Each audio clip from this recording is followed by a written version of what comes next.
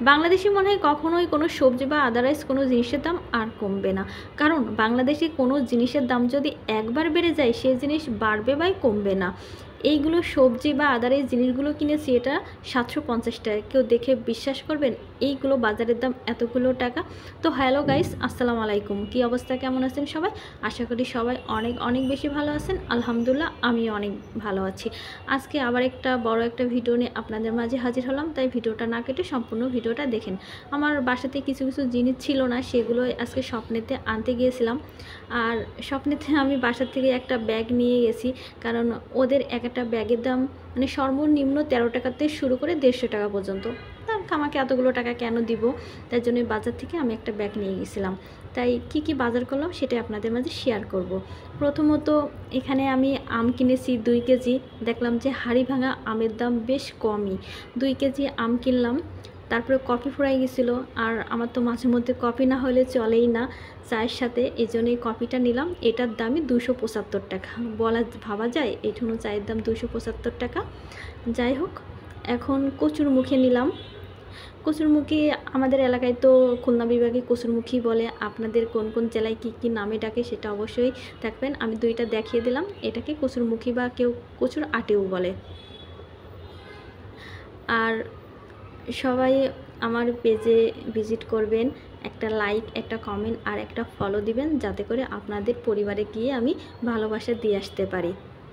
আর সাথে কিনলাম মিষ্টি কুমড়া। মিষ্টি কুমড়াটা বেশ আমার অনেক ভালোই লাগে। মাঝে মধ্যে ভাজি বা ঘন্ট বা যে কোনো সবজির আসে দিলেই খুবই মজা লাগে। তো একটা কুমড়ো নিয়ে আসলাম, সাথে নিয়েছি বেগুন, আর এদিকে ছিল পটল। এটার আপনাকে খুলে দেখালাম না, দেখেই বুঝতে পারছেন। তারপরে যত ফেসবুকে কাজ করছে আসলে ততই মানে দিন দিন কঠিন হয়ে যাচ্ছে।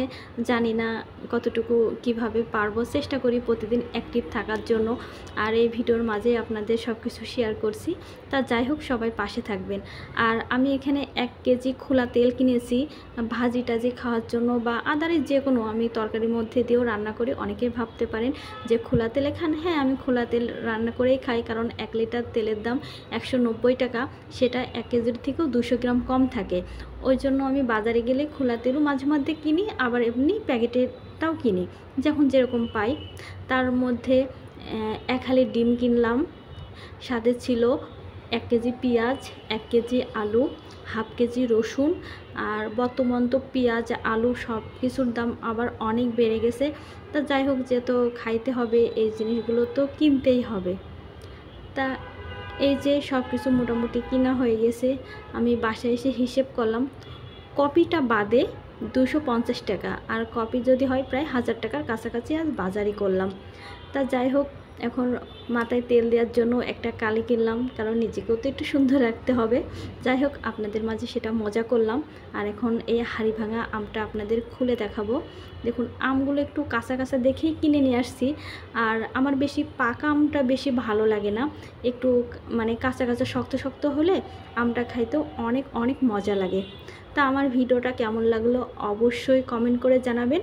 এই পর্যায়ে সবাই ভালো থাকবেন। আর একটা কথা, অবশ্যই আমার পেজে একটা করে ফলো দিবেন, আর আপনাদের বাসায় যাওয়ার সুযোগ করে দিবেন, কারণ একে অপরকে সাপোর্ট যদি না করি কেউ কখনো আগাইতে পারবো না। তা সবাই এই পর্যায়ে ভালো থাকবেন, সুস্থ থাকবেন। আল্লাহ।